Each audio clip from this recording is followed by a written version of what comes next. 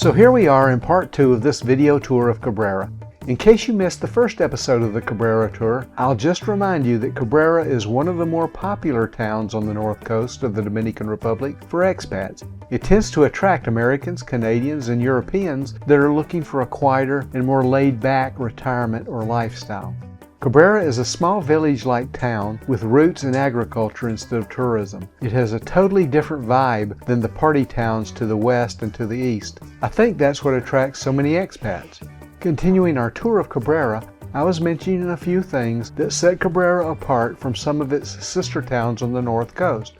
The story would not be complete without talking about destination weddings, but before heading there, I should mention one more of the more unusual dining experiences in Cabrera.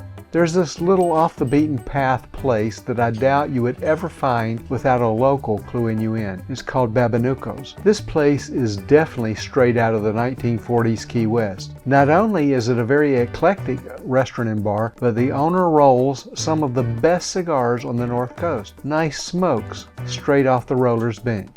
This place is very rustic, yet offers some terrific food and festive drinks from the bar.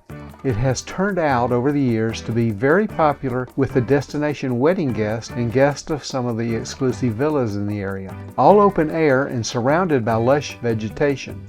Some of the best ceviche I've ever had in the Dominican Republic I ate here at Babanuco's, and if you stop by during the day, you might even have an opportunity to watch them rolling your favorite cigars. Definitely worth a stop when you're in Cabrera, if you can find the place. There's a very high-end gated community called Orchid Bay right on the ocean cliffs of Cabrera. Orchid Bay is home to some fabulous villas that are favorites for destination weddings. Cabrera has become a popular destination wedding location for Americans, Canadians, and affluent Dominicans from the capital. The larger villas like Castelmonte, Sunrise Villa, Casa Kimball, and others cater to the destination wedding crowd. These mega villas also attract large parties of foreign tourists that want to spend their vacations in luxury, pampered by dedicated staffs and private chefs. You will also find a few similar villas up in the hills. I guess the biggest would be the Golden Dolphin that attracts a similar crowd. Funny thing about the Dolphin, it even has its own baseball field on its 100 acres of walled compound. These are not insignificant villas, and they help set the stage for Cabrera's reputation as one of the higher-end destinations on the Dominican Republic North Coast. These large villas typically rent out for $10,000 to $30,000 a week, maybe even more. So I guess I'd have to say that Cabrera tends to be a little more high-end than some of its sister towns, but don't let that scare you off. Cabrera also appeals to average retirees and younger expat couples. There are plenty of affordable homes available in Cabrera too. The pictures that are flipping through right now are just a few of the homes and villas that are on the market right now. I think these properties run all the way from a low of about $65,000 up to about $1 million.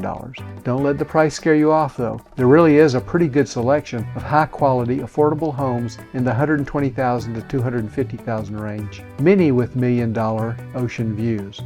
Some of these homes would sell for tens to hundreds of thousands of dollars more in any other coastal town in the U.S. or throughout the Caribbean. Maybe more so than at home, the trick to finding good deals is to work with someone that has a good finger on the local pulse.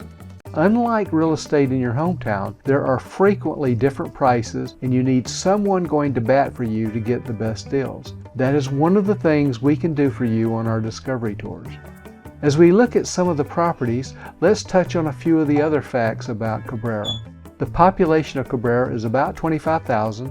There are probably 12 to 15 decent restaurants, one of the best stocked hardware stores on the North Coast, plenty of money changers, reliable lawyers, several healthcare clinics, several churches, a little fire and police station, a city administration building, 3 banks, an international school, language schools, and of course the obligatory Central Park. I really should mention one other thing that I believe has helped distinguish Cabrera from the other North Coast towns, and that's leadership. Cabrera has been blessed by some consistent leadership over 3 terms by Jorge Cavoli, Cabrera's current mayor. Jorge has been a strong leader, and he clearly understands the need to continue to build the bonds with our local expat community. Unlike some leaders in other towns, Jorge has his eye on the ball when it comes to the growth and promotion of Cabrera. He understands the needs of the citizens, both local and expat, and I think he's made a real difference. I've found both the locals and expats in Cabrera to be some of the friendliest and most helpful of any of the people I've personally met in the Caribbean. It's fairly common in the Caribbean to run up on locals that seem to resent the foreigners. I haven't seen that in Cabrera. I guess I can't talk about Cabrera without also mentioning the little hamlet of Abreu, just to the west of Cabrera. Really, just a few years ago, you would hardly even recognize it when you drove through Abreu.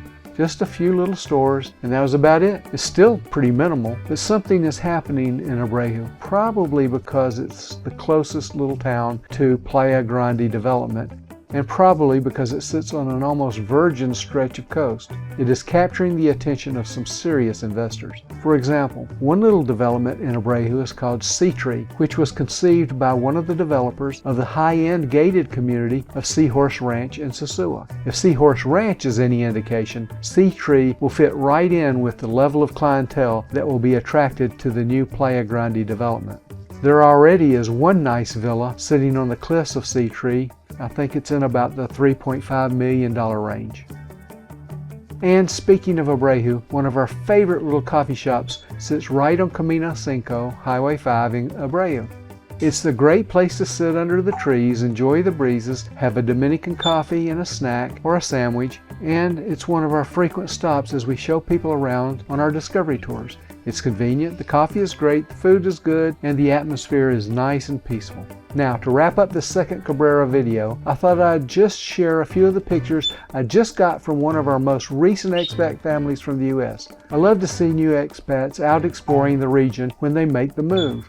It can be one of the most interesting and exciting adventures of your life to move into a new country, learn a new language, meet new people, and immerse yourself in a totally different culture. It's sort of like being a kid again, without all the baggage that comes along with growing up, getting a job, and running life's treadmill.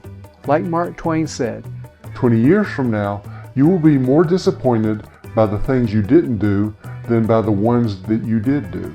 So throw off the bow lines, sail away from the safe harbor, catch the trade winds in your sails, explore, dream, and discover. Come on one of our discovery tours. If you have ever dreamed about living in the Caribbean or owning a vacation home in the Caribbean, you must check out the North Coast and especially the area around Cabrera. It would be hard to beat the quality of life in this little village. Our discovery tour is set up to let you meet other expats and find out what they like and what they don't like about living in the Caribbean.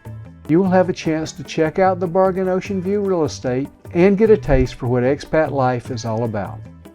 I hope you are enjoying this DR Escapes tour of towns where Americans, Canadians, and Europeans like to retire. If you like the videos, please like, share, and subscribe so that you won't miss our next videos.